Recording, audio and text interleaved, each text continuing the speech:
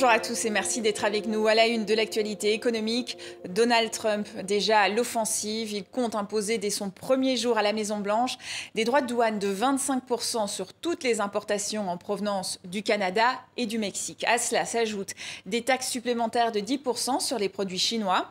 Des décisions qu'il justifie par les crises liées aux opiacés et à l'immigration. L'Europe, elle, redoute d'être la prochaine cible. Ces annonces ont d'ailleurs créé un coup de froid sur la bourse de Paris et les principales places de marché européennes. C'est un nouveau coup dur pour l'industrie allemande. Après Volkswagen, Ford ou Bosch, c'est au tour du fleuron de l'acier ThyssenKrupp d'annoncer des suppressions massives de postes. 11 000 emplois doivent disparaître d'ici 2030, soit près d'1 sur 2 dans sa branche acier. Les syndicats dénoncent une catastrophe pour les salariés et l'industrie. Ces mesures visent à restaurer la compétitivité du groupe qui accumule les pertes depuis plusieurs années. Il doit notamment faire face aux importations asiatiques à bas coût, une concurrence chinoise qui affecte tout le secteur de la sidérurgie en Europe.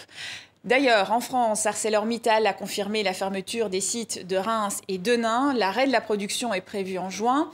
Au total, 136 personnes vont donc perdre leur emploi. Selon la direction, en plus de la concurrence asiatique, la crise dans le secteur automobile fait baisser la demande d'acier.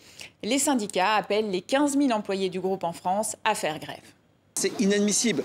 On a les carnets, on a les outils et pour une question de rentabilité, le groupe décide de les fermer et les envoyer sur d'autres sociétés du groupe, de garder les marges pour lui et de faire travailler des salariés avec des niveaux de prestations sociales différentes. On est dépité, on est triste, on est malheureux à l'approche des fêtes et puis voilà, on ne sait pas ce qu'on va devenir. Selon les syndicats, d'autres sites pourraient être menacés. ArcelorMittal a également reporté son projet de hauts fourneaux décarbonés à Dunkerque. C'était l'un des symboles de l'ambition européenne dans les batteries électriques. La société suédoise Nordvolt est en quasi-faillite. Ce géant, soutenu par des capitaux privés, des subventions publiques et des partenaires industriels comme Volkswagen, s'était imposé comme un acteur clé de la transition énergétique. Cette entreprise avait réussi à lever 13 milliards d'euros de financement.